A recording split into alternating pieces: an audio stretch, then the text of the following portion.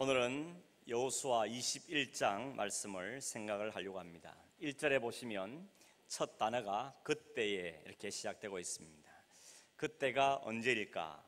여호수아가 가나안 땅 분배한 일을 다 끝났을 때, 그리고 가나안 전역의 6개의 도피성을 지정하는 일이 다 끝났을 때, 그때를 말하는 거겠죠. 바로 그때에 레위 지파의 족장들이 여호수아에게 나왔습니다. 그리고는 뭔가를 요청을 했는데, 그게 뭔가 하면 2절에 보니까 자신들이 거주하게 될 성읍과 우리의 가축들을 기를 수 있는 목초지를 달라, 성읍과 목초지를 달라 하는 요청이었습니다. 우리가 아는 것처럼 여호수아가 이스라엘의 각 지파에게 가나안 땅을 분배할 때 레위 지파는 쏙 뺐죠. 레위 지파에게는 땅을 주지 않았습니다. 왜 그렇게 했는가 하면 하나님께서 오래전부터 모세에게 여러 차례 걸쳐서 명령하셨기 때문에 그렇습니다. 한 구절만 예를 들면 여호수아 14장 3절에 보면 레위 자손에게는 그들 가운데서 기업을 주지 아니하였으니 여호와께서 모세에게 명령하신 것과 같이 행한 것이다, 이렇게 말합니다. 여호수아가 레위 지파에게 무슨 개인적으로 나쁜 감정이 있었거나 혹은 그들이 미워서 땅을 기업으로 안 준 것이 아니고 하나님이 하신 말씀에 순종했다, 그렇게 말할 수가 있는 것이죠. 그러면 왜 하나님께서는 레위 지파에게는 땅을 기업으로 주지 않으셨는가?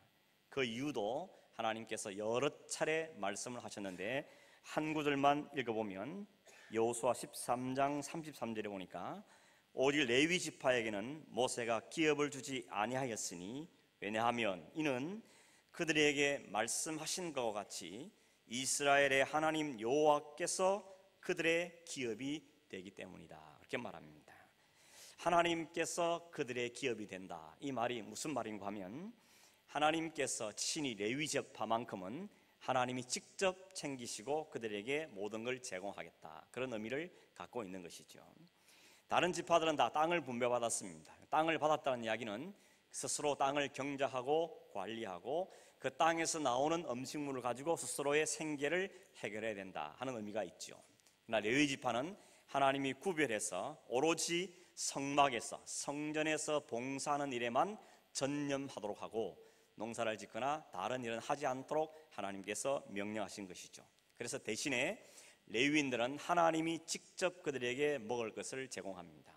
예를 들면 사람들이 제사를 지내기 위해서 가져온 제물들, 그리고 그들이 바친 11조, 이거 하나님께 드린 거잖아요. 근데 하나님이 하나님께 드린 그것을 레위 지파에게 주어서 그들을 먹고 또 입고 살도록 배려해 주신 것이죠. 그래서 하나님이 바로 그들의 기업이 됐다 하는 의미가, 그런 의미가 되는 것입니다. 그런데 민수기 35장 2절에 오면 하나님이 또 말씀하기를 레위 지파에게 땅은 기업으로 주지 말되 그러나 그들이 거할 수 있는 성읍과 그들이 가지고 있는 가축들을 위한 목초지는 주라, 이렇게 명령하셨습니다. 지금 이 레위 지파들이 이 말씀을 근거로 해서 하나님 그렇게 말씀하셨기 때문에 우리에게 성읍들과 목초지를 주십시오, 이렇게 요청한 것이죠. 이 레위 지파의 요청은 결코 이상하거나 혹은 욕심을 부린 것이 아니죠. 정당한 요청입니다. 그래서 여호수아와 이스라엘 백성들은 그 레위 지파가 요청한 대로 그들에게 기꺼이 받아들여서 성읍과 목초지를 주게 됩니다. 얼마나 많은 성읍, 어떤 성읍이 주어졌느냐 하는 것을 우리가 쏙 빼먹은 4절에서 40절까지의 상세하게 기록되어 있죠. 41절에 요약하기를 그들이 받은 성읍 수가 모두 48개였다. 그리고 그 목초 주변에 목초지를 주었다고 말하고 있습니다. 그 48개 성읍 중에 도피성 6개도 함께 포함이 되어 있습니다. 여러분, 레위 지파가 받은 이 48개의 성읍 많이 받은 걸까요? 적게 받은 걸까요? 잘 모르시겠죠? 그냥 잘 모르겠고, 그러면 다른 지파는 얼마나 받았냐 비교해보면 좀 우리가 감을 잡을 수 있겠죠. 레위 지파가 이때 파악한 숫자가 대충 얼마나 된가 하면 약 23,000명쯤 되었습니다. 그 사람들에게 준 성읍이 몇 개라고요? 48개였다 하는 것이죠. 베냐민 지파의 수는 42,600명입니다. 그러니까 레위 지파의 한 2배쯤 되죠. 그들에게 준 성읍은 몇 개냐 하면 18개의 성읍이 주어졌습니다. 그때 제일 많은 숫자를 보인 지파가 어딘가 하면 단 지파인데 64,400명입니다. 레위 지파의 거의 3배 가까이 되죠. 이들에게 준 성읍이 몇 개냐면 18개 성읍이 주어졌습니다. 그리고 또 하나 스불론 지파도 비슷하게 65,000명인데 이 지파에게 준 성읍 몇 개인가 하면 12개가 주어졌습니다. 비교해 보니까 어떻습니까? 레위 지파에게 굉장히 넉넉하게 충분하게 주었다는 걸 알 수 있죠. 뭘 보여줍니까? 너 땅 걱정하지 말라는 거죠. 하나님이 너희들에게 풍성하게 다 책임지고 있으니까 너는 내가 너에게 분부한 일에만 최선을 다해서 열심히 해라. 이런 의미가 담겨 있다고 볼 수가 있을 겁니다. 우리가 읽지 않았지만 4절, 5절에 보면 레위 지파도 3개의 가문으로 구성되어 있습니다. 그핫 가문과 게르손 가문과 모라리 가문으로 3가문으로 구성되어 있는데 그 중에 그핫 자손들에게 준 성읍이 48개 중에 23개가 주어졌습니다. 절반에 가깝죠? 그 그핫 자손에 속한 사람이 누군가 하면 아론 제사장인데 아론의 집안에만 13개의 성읍이 주어진 걸 볼 수가 있습니다. 뭘 이야기해 줍니까? 아마도 하나님께서 제사장의 가문을 특별히 사랑하시고 배려하신 것이다. 아마 이렇게 이해가 되어집니다. 잘나스보다는 하나님께서 모든 것을 책임져 주신다는 것을 상징적으로 보여주는 데 그 의미가 있는 것이다. 그렇게 이해가 되어집니다. 또 한 가지 특이한 점인데 뭔가 하면 지난번에 지도를 이게 지파를 분배한 지대를 봐서 아시지만 다른 지파들은 다 한 지역 이렇게 모여서 살게 되어 있지만 레위 지파는 각 지파들 속에 몇 개 성씩 떼주었기 때문에 그 모든 레위 지파 사람들은 48개 성의 뿔뿔이 흩어져서 살게 되었다 하는 것입니다. 예를 들어서 유다 지파는 9개 성을 내놓았고 납달리 지파는 3개의 성을 내고 나머지 모든 지파는 각각 4개의 성을 내놓아서 레위 사람들이 살도록 제공을 했던 것이죠. 그러니 레위 지파는 다른 지파와 달리 한 곳에 모여 살지 않고 각 지파들 속에 뿔뿔이 흩어져서 살았다 하는 것을 알 수가 있는 것입니다. 왜 레위 지파가 이렇게 사방으로 흩어져서 살게 되었을까? 여기에는 역사적인 배경과 사건이 있습니다. 창세기 49장으로 과거 여행을 떠나보는데 창세기 49장에는 야곱이 임종하기 직전에 그 모든 아들들 다 불러놓고 마지막으로 한 유언이라 그랬죠. 이미 지난번에 말씀을 한번 드린 적이 있죠. 그 유언 중에 첫째가 르우벤이었고 두 번째, 세 번째가 시몬, 레위라 그랬습니다. 여기 레위 이름이 등장하는데 시몬과 레위에 대한 유언은 축복이라고 보기에는 내용적으로 보면 축복이 아니고 거의 저주에 가깝죠. 저주를 한 것으로 봅니다. 왜 저주를 받았냐? 이것도 지난번에 한 말씀을 드린 건데 다시 간략히 요약을 하면 이 야곱에게 디나라는 예쁜 딸이 하나 있었는데 이 딸이 세겜성에 머물고 있을 때 그 성에 놀러 갔습니다. 갔다가 그 성의 추장에게 강제로 강간을 당하게 됐죠.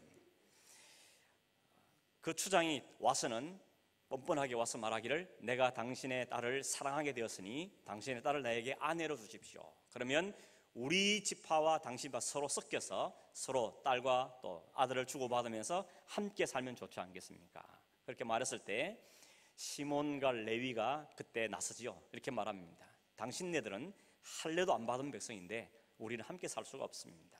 만약에 정 원한다면 당신네 남자들이 다 우리처럼 할례를 받으면 그때 우리는 디나도 줄 것이고 당신들이 원하는 대로 할 수 있겠습니다. 이렇게 제안을 하게 되죠.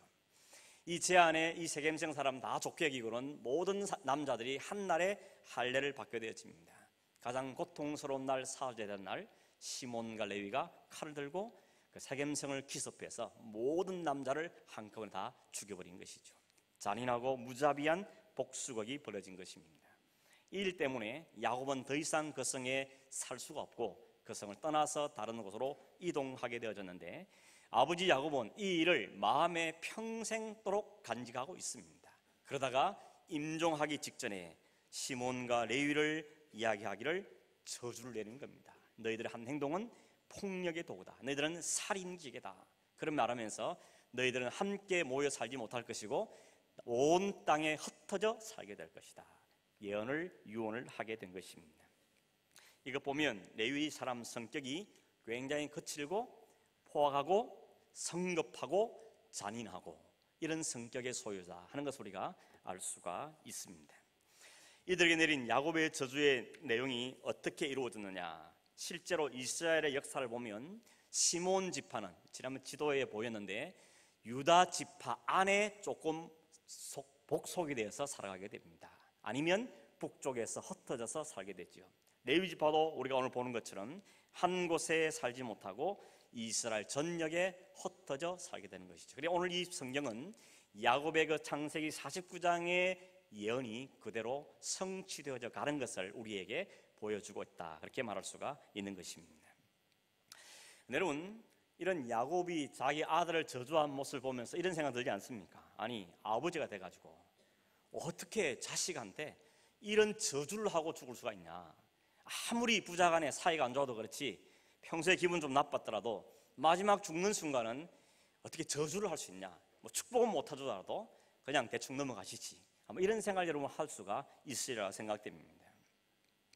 한 걸음 더 나아가 생각해보면, 아니 하나님께서는 그럼 뭐하고 계시냐, 하나님께서는 어떻게 야곱이 그 12지파를 이루게 될 그 레위를, 나중에 제사장이 될 그 아들을 이렇게 저주하는데 하나님이 그냥 내버려 두실 뿐만 아니라 그 일을 성경에다가 기록해서 두고 오는 모든 사람들로 하여금 이 부끄럽고 안타까운 이 난폭한 일을 보게 하신 이유가 도대체 뭐냐 하는 생각을 해볼 수가 있는 것입니다. 그런 생각이 드셨습니까? 드셨어야 되는데. 여러분, 성경에 볼 때 질문을 좀 많이 던져보십시오. 왜 하나님 이러실까? 왜 이런 일이 여기 있을까? 생각을 해보시길 바랍니다. 그 이유가 뭔가 하면요, 그 시몬과 레위가 행한 그 난폭하고 잔인한 그 모든 모습은 그 사람들만의 모습이 아니고 사실은 모든 범죄한 인간들의 실체다 하는 걸 하나님 우리에게 보이고 싶은 겁니다. 레위뿐만 아니라 오늘 우리, 저와 여러분의 모습이 이런 모습들을 갖고 있다는 것을 성경은 우리에게 말씀해 주고 싶어 하는 거죠. 그래서 시몬과 레위의 이 난폭하고 무자비한 이 잔인한 모습을 보면서 너희들도 얼마나 이런 범죄한 인간인가 하는 것을 잊지 말고 보고 듣고 인식하라. 내 자신의 존재가 도대체 어떤 존재인가, 인간이란 존재가 어떤 존재인가를 똑똑하게 기억하라는 의미에서 우리에게 보여주고 있는 것입니다. 혹 여러분 부정하실 분이 계십니까? 우리 인간들이 얼마나 잔인한지 모릅니다. 사실 알고 보면 인간들이 동물보다 훨씬 잔인하죠. 사람을 죽이는 방법도, 사람을 매장시키는 방법도, 사람을 속이고 모함하고 각본을 짜서 몰아내고 하는 이런 모든 일들은 동물들은 흉내도 못 낼 일들입니다. 흉내도 낼 수 없는 그 동물의 일들을 인간들은 잔인함과 교람을 품고 살아가고 있는 것입니다. 여러분, 손해를 당하고 나서 잘 참으십니까? 약간만 나를 건드리면 어떻게 반응하십니까? 누가 내게 모욕적인 말을 하거나 근거 없는 말을 했다거나 혹은 내 인격과 신분에 상처를 입히는 말이나 행동을 하면 여러분 어떻게 반응하십니까? 밤잠을 못 자지는 않습니까? 입맛이 완전히 사라지지는 않습니까? 혹은 마음에 복수를 꿈꾸고 계획을 세우고 마음속에 칼을 품고 있지는 않습니다. 기회만 주어지면 내가 반드시 갚아주겠다, 노리지는 않습니다. 만약에 그런 마음에 품은 것을 실제 행동으로 옮기지 못한다면 그 사람은 그만큼 인격이 훌륭하기 때문에 보다는 그런 일을 할 수 있는 기회가 안 주어지기 때문에, 아니면 힘이 없으니까 그럴 뿐이지 우리 마음속에는 다 그런 잔인함과 악함들이 존재하고 있다는 사실인 겁니다. 만일 힘도 주어지고 기회도 주어진다면 그냥 넘어갈 사람 아마 이 중에 제 생각에는 없을 겁니다. 그럼 여러분, 그 레위의 잔인함과 폭력성, 그의 성급함과 복수심, 이런 것들은 오늘 바로 저와 여러분의 인간의 현주소다, 이걸 성경은 이야기해주고 싶어하는 것이죠. 그렇기 때문에 우리는 레위를 욕할 게 못 됩니다. 레위의 모습을 보면서 어떻게 인간이 이럴 수 있냐, 놀랄 일도 아닙니다. 새삼스럽게 놀란 척 하지 마시길 바랍니다. 그게 저의 모습이거든요. 여러분의 모습은 아닙니까? 내 속에 이게 다 들어있는 걸 보게 되는 것입니다. 그럼 여러분, 친아버지에게조차 저주를 받을 수밖에 없는 것이 인간들의 모습이다, 이걸 보여주는 것입니다. 여러분, 육신의 아버지에게조차도 이렇게 평가를 받는다면 하나님의 그 절대적인 의, 어떤 허물과 어떤 실수와 어떤 죄도 조금도 용납지 않는 하나님의 그 공의 앞에 서면 거기에 벗어날 사람이 누가 있겠습니까? 누가 과연 자유할 수가 있겠습니까? 제 아무리 온 인류의 존경을 받는 우리 흔히 성자라고 부르는 사람들도 사실 본질은 다를 바 없습니다. 이렇게 하면 누가 될지 모르겠지만 보통 사람보다 좀 잘 참은 거죠. 날마다 속에서는 불같이 나는 본성이 있었지만 그 본성을 다른 사람보다 좀 잘 누르고 살다간 것뿐입니다. 안 들키고 살은 거고 끝까지 속마음을 안 드러냈을 뿐이다. 하나님 앞에서는 사실은 다 다를 바가 없죠. 그러니 성경은 그러잖아요. 모든 사람이 죄인이라고. 모든 사람이 죄인 말은 무슨 말입니까? 저주받아 죽을 수밖에 없는 존재라는 의미라는 것입니다. 그런데 문제는 뭔가 하면 중요한 것은 이렇게 저주받은 레위의 그 저주를 하나님께서 축복으로 바꾸신다 하는 게 오늘 우리가 말씀 속에서 확실하게 붙잡아야 될 부분입니다. 이스라엘 전역에 흩어질 것이다, 이게 야곱의 저주였는데 흩어진 건 맞는데 그 흩어짐이 저주의 흩어짐이 아니라 축복의 흩어짐으로 하나님께서 바꾸어 가신다는 겁니다. 그걸 오늘과 성경 속에서 찾아볼 수 있기를 바랍니다. 저주가 축복으로 바뀐 현장, 그걸 가보기를 원하는데 신명기 33장입니다. 여러분, 창세기 49장은 야곱이 자기 12아들을 불러놓고 마지막으로 한 야곱의 유언이라 그랬죠. 신명기 33장은 모세가 이스라엘 지파들 다 불러놓고 마지막으로 한 모세의 유언입니다. 그 신명기 33장 8절에 보면 레위에 대해서 언급을 하기를 이렇게 말합니다. 레위에 대하여서는 일러스되 주의 둠밈과 우림이 주의 경건한 자에게 있도다. 이게 둠밈과 우림이라는 게 뭔가 하면 제사장들 입은 옷에 보면 옷 가슴에 네모난 주머니가 하나 달려 있습니다. 그 주머니 안에 돌멩이가 2개 들어있는데 하나가 우림, 하나가 둠밈입니다. 이걸 뭐 할 때 쓰는 거 하면 하나님의 뜻이 어디에 있는가 우리 알아보자 할 때 하나님이 예스냐 아니면 노냐, 어떤 게 하나님의 뜻이냐 알아볼 때 대제사장이 손을 넣어서 둘 중에 하나를 꺼냅니다.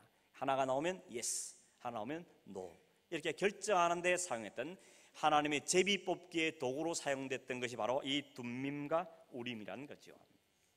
이 둠밈과 우림이 누구에게 있다 그럽니까? 주의 경건한 자에게. 지금 누구에게 말하고 있습니까? 레위에게. 그러니 여기 말하는 주의 경건한 자는 좁게 말하면 대제사장을 가리키는 것인데 여기서 말하는 것은 레위 지파가 바로 그 주의 경건한 자다. 지금 이렇게 모세는 이야기하고 있는 것이죠. 그러니까 지금 모세는 하나님의 뜻을 물어서 되어나는 대제사장의 역할을 할 사람이 레위 지파가 될 것이다, 이 이야기를 하고 있는 것이죠. 여러분, 이게 얼마나 축복입니까? 하나님이 하나님의 일을 위해서 뽑은 사람이 바로 대제사장이었고 그 대제사장이 바로 이 레위 지파를 통해서 이어가겠다는 것입니다. 그런데 레위가 어떤 사람이었습니까? 그럴 만한 자격이 있는 사람이었습니까? 조금 전에 우리가 봤잖아요. 레위는 아버지도 포기한 아들이었습니다. 저주받은 인생이었지 않습니까? 기질적으로 볼 때도 그는 처음부터 제사장이 될 만한 혈통이거나 소질이 있었던 것이 아니란 이야기인 겁니다. 그런데 창세기 49장의 조금 뒤 바로 여기서 모세 때 와서는 그가 우림과 둠밈을 맡을 자고 주의 경건한 자라고 말하고 있는 것이죠. 조금 뒤엔 10절에 보면 이렇게 말합니다. 레위에게 말하기를 주의 법도를 야곱에게 주의 율법을 이스라엘에게 가르치며 주 앞에 분향하고 온전한 번제를 주의 제단 위에 드릴 것이다. 이게 뭔 이야기입니까? 제사장이 하는 일이죠. 하나님의 말씀, 하나님의 율법, 하나님의 법도를 백성들에게 가르치고 제단에서 백성들을 위해서 제사를 드리는 이 귀한 일을 누가 하게 될 것이라고요? 레위 지파가 하게 될 것이라는 겁니다.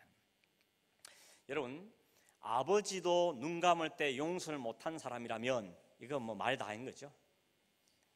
대개 아무리 미워도 임종하면서는 좋은 말 하게 되는데 아버지가 버렸다면 그 사람은 알아볼 사람이라는 것이죠. 그런데 그랬던 레위가 둠밈과 우림을 가진 대제사장의 지파로 하나님 백성들을 가르치고 그들을 위해서 제사를 집전할 지파로 하나님께 쓰임을 받고 있는 것입니다. 레위라는 이름의 뜻이 뭔가 하면 연합이란 뜻입니다. 연합시킨다. 그런데 그 아버지의 저주는 뭡니까? 연합이 아니고 흩어진다 하는 것이죠. 이름과 완전히 반대의 저주를 받았습니다. 그런데 그런 일생을 하나님이 뭐라 말씀하십니까? 모세를 통해 다시 연합하는 자로 쓰시겠다, 지금 이렇게 말씀하고 있는 것입니다. 제사장이 하는 일이 뭡니까 여러분? 하나님과 사람 사이에 서서 백성들의 죄를 하나님께 고하고 하나님의 사죄의 은총을 백성들에게 선포하는 것, 그 중간에서 하나님과 사람을 연합시키는 게 제사장이 하는 역할이지요. 뿐만 아니라 사람과 사람 사이에 있어서 사람과 사이에 문제가 있을 때도 그 죄를 가지고 나와서 제사를 지냄으로 하나님께 문제를 해결받는, 그게 속건제사인데 이 제사를 집행하는 것도 역시 제사장이 하는 역할인 것입니다. 이 제사장의 역할은 바로 장차 오실 예수 그리스도께서 하실 일을 예표하고 있는 것이죠. 예수님께서 바로 그 일을 하시지 않았습니까? 하나님과 사람 사이에 연합시킨 것, 인간과 인간 사이를 연합시키는 게 그리스도께서 하신 일이기 때문에 성경은 예수님을 가리켜 참 대제사장이다 혹은 영원한 대제사장이다 이렇게 표현하고 있는 것을 볼 수가 있는 것입니다. 그래서 여러분, 레위 지파는 그런 의미에서 예수 그리스도를 예표하고 있는 지파로 오늘 성경에 우리에게 소개되고 있죠. 구약의 대제사장과 예수 그리스도와의 차이점이 있다면 대제사장들은 본인 자신부터 일단 연약한 죄인이기 때문에 백성들을 위해서 제사 지내기 전에 먼저 자신을 위한 제사를 먼저 드리고 그런 다음에 백성들을 위한 제사를 드립니다. 그것도 한 번의 제사로 완벽하게 그 죄를 다 없애지 못하니까 어떻게 합니까? 계속해서 반복되는 것이죠. 그 제사장은 유한한 인간이기 때문에 그가 목숨을 이제 생명이 다하면 아들 대에 물려주어서 이 제사장을 이어가게 하는 것입니다.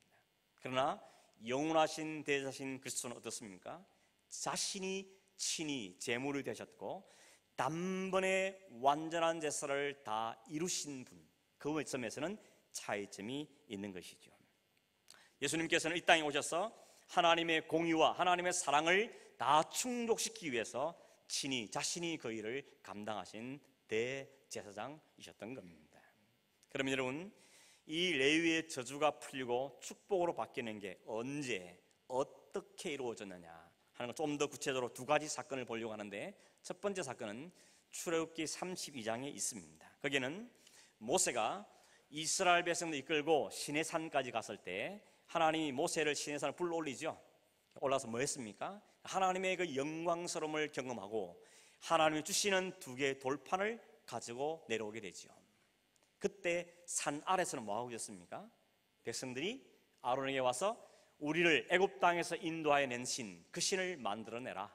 사실 위에도 지체하고 있는 모세는 우리가 어떻게 되는지 알지 못하겠다. 신을 만들어내라. 그래가지고 뭘 만듭니까? 금송아지 만들지요. 그렇게 만들어진 게 금송아지입니다. 그 금송아지 앞에 사람들이 뭐라고 합니까? 이것이 바로 우리를 애굽 땅에서 인도해낸 신이다. 이렇게 말하면서 그 앞에 백성들이 먹고 마시고 춤추고 난장판이 된 겁니다. 모세가 산에서 내려오다 그 모습을 본 것이죠. 우리말로 뚜껑이 열린 겁니다. 속이 뒤집어진 거죠. 그러니까 하나님 주신 그 두 돌판을 그냥 집어 던져서 깨뜨려버리고 그 금송아지를 완전히 갈아서 물에 타서 백성들에게 먹이겠습니다. 그리고요, 거기에서 더 나아가서 그 사람들, 이 일에 주동적으로 참여한 3,000명의 사람을 칼로 쳐 죽이는 것입니다. 3,000명을 모세가 혼자 다 죽였겠습니까? 이 일에 동참한 사람이 누군가 하면 레위 지파들입니다.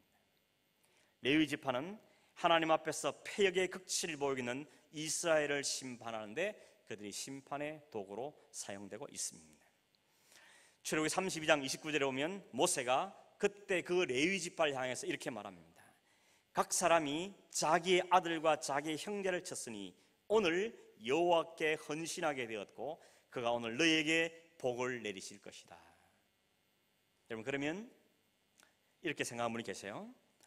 레위 지파가 그 저주에서 복으로 바뀌게 된 것은 하나님의 질투를 대신해서 폐역한 백성들을 멸했기 때문에 그 일을 공로로 받아서 보상으로 저주에서 풀려 축복으로 바뀌었구나, 이렇게 생각할 수 있는데, 그렇게 생각하면 안 된다는 겁니다. 지금 잘 기억하십시오, 여러분. 그렇게 생각하지 말라는 이야기예요. 그렇게 되면 뭐가 문제입니까? 결국 우리가 하나님께 은혜를 입으려면 뭔가를 해야 된다는 거잖아요. 그렇게 하지 않으면 하나님 우리에게 복을 안 주시는 하나님인가? 그렇게 말하면 그건 복음이 아닌 겁니다, 여러분. 복음은 우리의 행위와 우리 어떤 것에 관계없이 주어지는 것, 그게 복음이고 하나님의 은혜지 않습니다. 그렇기 때문에 여러분, 그러면 이 사실을 어떻게 이해할 수 있느냐? 잘 들어보십시오. 여러분, 모세를 아시죠? 모세가 어느 지파죠? 모세가 레위 지파일 것 같죠? 네, 잘 맞추셨습니다. 모세는 레위 지파입니다. 출애굽기 2장 1절 2절에 보면 레위 가족 중 한 사람이 가서 레위 여자에게 장가들어 그 여자가 임신하여 아들을 낳으니 이 아들이 모세입니다. 모세는 잘 아는데 모세가 레위 지파인지는 아마 몰랐던 분도 계실 것 같아요. 근데 이때가 언젠가 하면 창세기 49장에서 야곱이 레위를 저주하고 나서 온 가족들이 흉년 때문에 애굽으로 이민 가지 않습니까? 요셉이 초대장을 다 보내줘가지고 이민으로 가는데, 그때 몇 명이 갔습니까? 70명이 이민을 갔죠. 그로부터 세월이 흘렀습니다. 약 한 300년 400년 세월이 흘렀습니다. 70명이 갔던 그 가족이 다 대충 계산하면 약 200만 명이 되는, 이젠 가족이 아니라 민족의 수로 불어나게 됐습니다. 그렇게 되니까 하나님이 이제 그들에게 애당초 아브라함에게 약속하셨던 가나안 땅으로 다시 되돌리시려는 일을 시작하십니다. 이 일을 누구부터 시작한다고요? 모세를 통해서 했다는 것이죠. 모세는 레위 사람입니다. 하나님께서 모세를 태어나게 만들었고 그를 준비시켜 갔습니다. 모세를 옆에 도왔던 사람이 있죠. 누굽니까? 아론이죠. 아론은 어느 지파입니까?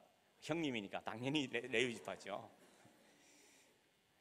하나님께서 이스라엘 민족을 이끌 지도자로 레위 사람 모세, 레위 사람 아론, 그 후손인 레위 지파를 이스라엘의 지도자로 삼으셨다는 겁니다. 여러분, 왜요? 왜 모세입니까? 왜 레위 지파입니까? 여기에 대답은 I don't know, you don't know, all don't know. 아무도 모르는 것이죠. 하나님의 절대 주권입니다. 하나님이 왜 모세를 선택했냐 물으신다면 모릅니다. 하나님이 하셨습니다.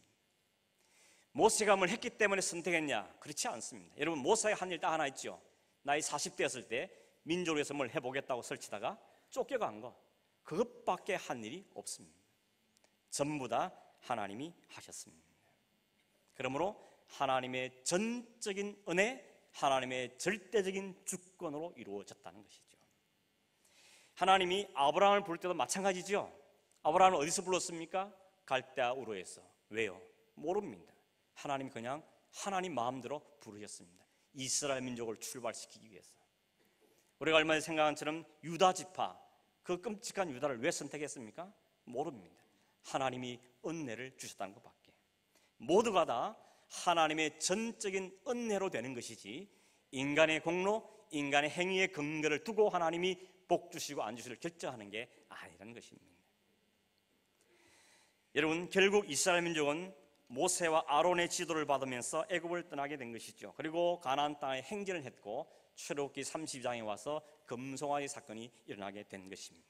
모세가 누구든지 여호와의 편에 있는 자는 내게로 나오라 이렇게 말했을 때 레위 지파가 우리가 여기 있습니다, 우리가 하겠습니다 하고 나섰습니다. 그때까지 뭐 했습니까?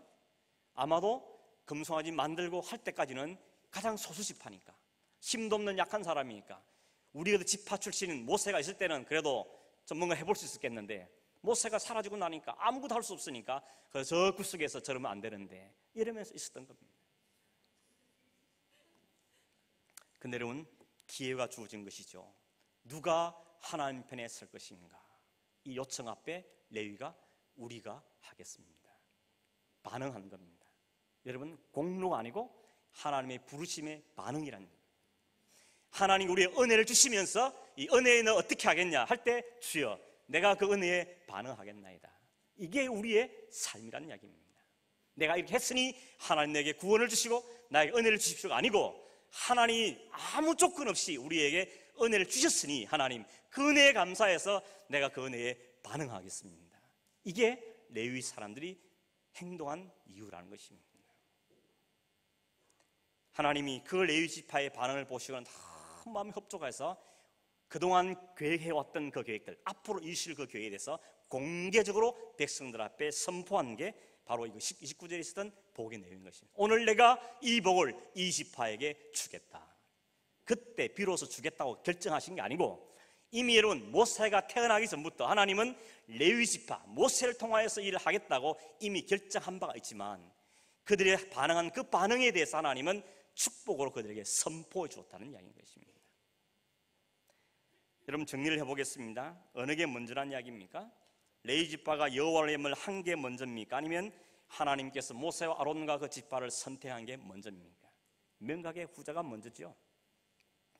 하나님께서 레위 지파가 뭔가를 했기 때문에 그 결과에 따라 그들을 선택했거나 저주를 풀고 복을 주신 것이 아니고, 하나님이 전적인 은혜로 모세와 아론과 레위 지파를 이스라엘 리더로 제사장 지파로 선택한 게 먼저라는 것입니다.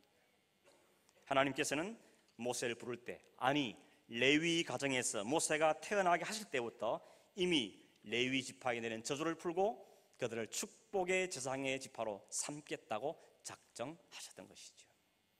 이게 하나님입니다.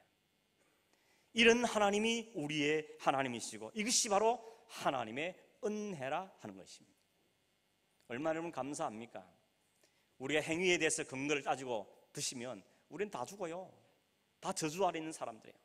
그런데 하나님 그 저주에 관계없이 당신께서 계획하시고 때가 되면 그것을 이행하시고 우리에게 오히려 그것을 반응을 보고 축복하는 게 하나님의 놀라우신 은혜인 것입니다. 우리에게 잘못된 컴플렉스가 하나 있는데 뭔가 하면요, 사명 컴플렉스라는 게 있습니다. 내가 뭔가를 해야 된다, 내가 교회를 위해서 뭘 해야 되고 내가 하나님을 위해서 뭘 해야 된다, 이런 컴플렉스들이 있습니다. 특히 교회를 오래 다닌 사람일수록 혹은 교회에서 중지를 받은 사람일수록 이 컴플렉스에 빠져서 늘 불안하죠. 내가 뭘 못하고 있으면 불안합니다. 하나님을 위해서 교회에서 뭔가 쉬지 않고 열심히 해야 되는데 못하고 있는, 형편도 안 되고 환경도 안 되고 건강도 안 따라주고 못하는 것 때문에 이게 짐이 되고 이게 올무가 되고 갈수록 그것이 억지가 되는 경향들이 없지 않아 있는 것입니다. 설명드렸지만 우리가 하는 모든 헌신은 하나님의 은혜에 대한 반응으로서만 가치가 있는 겁니다. 우리의 무엇이 하나님 어떤 것을 결정짓게 만드는 것이 아니고 휘젓는 것이 아니라 하나님 그 은혜에 반응할 뿐이라는 것입니다. 여러분 거꾸로 하시면 안 됩니다. 순서를 바꾸시면 안 됩니다. 감사해서 내게 주시는 그 사랑, 내게 주시는 그 은혜와 내게 이런 은사를 주신 것이 너무 귀하고 감사하기 때문에 하나님 편에 서고 싶고, 하나님이 기뻐하신 일에 나도 동참하고 싶고, 하나님 원하신 그 일에 내가 최선을 다해서 부족하지만 잘 해봐야 되겠다. 이게 우리의 헌신과 성도의 삶의 동기가 되어야 하는 것입니다. 그 방향을 향해서 그 마음을 가지고 열심히 살아가는 것, 그것뿐인 겁니다. 안 되는 건 성령께서 도와주시는 것이죠. 여러분, 내가 아니면 안 될 것 같은, 내가 뭘 해야만 하나님께 복주를 같은 그 사명 컴플렉스에서 완전히 자유할 수 있기를 바랍니다. 하나 더 사건이 있다 그랬죠. 민수기 25장인데 이스라엘 백성들이 시딤이라는 곳에 도착했을 때 모압 여인들이 이스라엘 남자들을 유혹했습니다. 자기들의 신에게 드리는 제사가 있을 때 이스라엘 남자를 초대를 했습니다. 초대받아간 이 이스라엘 남자들이 함께 먹고 마시고 그들의 신전 앞에 가서 심지어는 절까지 합니다. 하나님 얼마나 기분 나빴겠습니까? 하나님 완전히 진노하십니다. 그래서 그 이스라엘 백성들 가운데 연병이라는 질병을 바랍니다. 이 질병 때문에 무려 24,000명이 죽습니다. 어마어마하죠? 하나님 한번 심판 노를 바라시면 진짜 이렇게 대단하고 무서운 겁니다. 이 일이 있을 때 하나님의 그 진노한 마음을 누가 잠잠케 했느냐 하면, 백성들이 막 연병이 돌고 막 죽고 나자빠지니까 다 통곡하며 난리가 나는데 그 겁없는 한 사람이, 한 놈이라 그래야 되는데, 한 사람이 이방 여인을 버젓이 데리고 사람들 다 보는데 텐트에 끌고 들어가는 겁니다. 그때 레위 지파 제사장 아론의 손자인 비느하스가 창을 들고 따라 들어갑니다. 그런 더 두 사람은 안 된대, 그죠? 뭐 이렇게 이야기해야 되는데, 뒤 두 사람을 이 창으로 찔러서 단번에 둘 한꺼번에 찔러 죽여버립니다. 그때 비로소 하나님의 진노가 지고 연병이 그치게 됩니다. 하나님이 그 비느하스에 대해서 이렇게 말합니다. 제사장 아론의 손자 엘라살의 아들 비느하스가 내 질투심으로 질투하여 이스라엘 자손 중에서 내가 노를 바라는 것을 돌이켜 그들을 소멸하지 않게 막았다. 그러므로 내가 그에게 내 평화의 언약을 주리니 그와 그의 후손에게 영원한 제사장 직분의 언약이라. 그가 그의 하나님을 위하여 질투하여 이스라엘 자손을 속죄하였습니다. 이게 제사장이 하는 역할이라니까요, 여러분. 제사장이 하나님의 마음을 대신하고 성도들과 하나님 사이에 막아서는 게 제사장이 하는 역할입니다. 이게 바로 예수 그리스도를 표현해 주는 것이죠. 차이가 있다면 구약의 제사장들, 금방 이 비느하스도 그렇고 레위 지파들도 그렇고 죄전 나쁜 사람들을 칼로 죽이고 창으로 찔러 죽였죠. 여러분, 우리 영원한 대제사장인 예수님 어떻게 하셨습니까? 그 모든 저주를 당신이 다 안 하셨습니다. 상대를 죽이는 것이 아니고 본인이 그 모든 죄를 안고 친히 십자가에서 죽어버리신 겁니다. 이게 영원한 제사장이십니다. 이게 주님이 우리를 위해 하신 일이라는 것입니다. 그런데 여러분, 결국 이렇게 되는 것이죠. 예수님은 레위의 저주를 풀기 위해서 참 레위 지파로 이 땅에 오셔서 자신이 저주를 대신 받으시고 정말 저주 받아야 될 사람들은 하나님의 질투에서 건져내 주신 것입니다. 이게 여러분 히브리스가 말하고 있는 핵심적인 내용입니다. 베드로전서 9장 2장 9절에 보면 우리가 잘 아는 말씀이 있죠. 너희는 택하신 족속이요 왕같은 제사장이요 거룩한 나라요 그의 소유된 백성이니. 이건 이미 출애굽기에 예언된 겁니다. 출애굽기 19장 6절에 너희가 내게 대하여 제사장 나라가 되며 거룩한 백성이 되리라. 이 출애굽기 예언이 바로 레위 지파에게 내려진 저주의 축복에서 출발되어져 가고 있다는 사실인 것입니다. 말씀을 맺겠습니다. 다시 여호수아 21장으로 돌아가 보겠습니다. 여러분, 레위의 인생의 삶의 출발점이 어디였습니까? 사실은 아버지의 저주죠. 저주받은 인생이었습니다. 그가 한 짓 때문에 그는 저주받아야 될 사람이었습니다. 성격이 잔인하고 불같고 포악하고 하나님 마음을 헤아리는 것보다는 자기 기분 내키는 대로 산 사람이었습니다. 그게 결코 사내다움이 아니고 죄악의 모습인 것입니다. 결코 레위는 엄밀하게 따지면 제사장 가문이 될 만한 조건이 아무것도 없는 사람입니다. 아버지가 포기한 아들, 저주받은 인생이었습니다. 그런데 하나님께서 그 레위 지파를 저주를 풀고 축복으로 바꾸어 주신 것입니다. 저주의 결과로 한 곳에 모여 살지 못하고 흩어져 살게 된 것은 사실이지만 그 흩어짐을 저주가 아니라 축복으로 바꾸어 버리신 것입니다. 왜냐하면 이스라엘 백성이 광야 생활을 하는 중에는 이 레위 지파가 흩어질 필요가 없습니다. 왜냐하면 다 모여 사니까. 그러나 이제 가나안 땅에 정착하면서 모든 지파가 다 뿔뿔이 흩어졌습니다. 그러니 그들에게 여전히 제사장도 필요하고 여전히 그들의 영적으로 지도할 사람이 필요한데 레위 지파들만 따로 떼보십시오. 어떻게 되겠습니까? 야곱의 저주대로 그들은 48개의 성읍으로 각 지파 속에 흩어진 것입니다. 그들이 가서 뭐 했습니까? 각 지파를 위해서 제사를 지내고 그들에게 율법과 하나님 말씀을 가르치는 일을 계속해 갔던 것이죠. 그러니 여러분, 이것은 영광스러운 축복이고 특권으로 바뀌어진 것이라고 말할 수가 있는 것이죠. 여러분, 이 하나님이 오늘 저와 여러분의 하나님인 줄로 믿으십니까?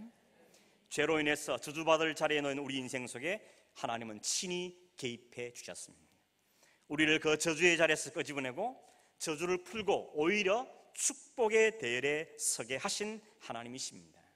그리고 이 일을 이루시기 위해서 인간에게 맡기지 아니하시고 하나님 되신 그리스도께서 친히 육신의 몸을 입고 이 땅에 임하여 주셨고 우리의 역사 속에 개입하셔서 우리의 모든 저주를 안고 십자가에 죽으심으로 저주를 풀어버리고 우리에는 영원한 생명, 영원한 나라를 소망으로 안겨다 주신 것입니다. 우리가 할 일은 뭡니까? 이제 그 주님의 십자가의 은혜에 반응하며 사는 것이죠. 하나님의 은혜의 정도가 얼마나 넓은지, 얼마나 깊은지, 얼마나 큰지를 우리가 다시 한번 깨닫고 다시 한번 새기고 그 사실을 날마다 확인하면서 그 십자가 앞에서 주님, 그 은혜에 너무 감사해서 내가 주님 앞에 좀 제대로 살아보고 싶습니다. 성령님 도와주셔서 내 상황을 함께 해 주십시오. 이렇게 반응하며 주님 원하시는 그 방향을 향해서 달려가는 삶이 오늘 저와 여러분의 삶이 되어야 할 줄로 믿습니다. 여러분, 우리가 이 자리에 있는 것은 오직 주님의 은혜인 것이죠. 이 은혜에 감사하여 반응하며 이 한 주간도 믿음으로 살 수 있는 저와 여러분 되기를 주의 이름으로 축복합니다.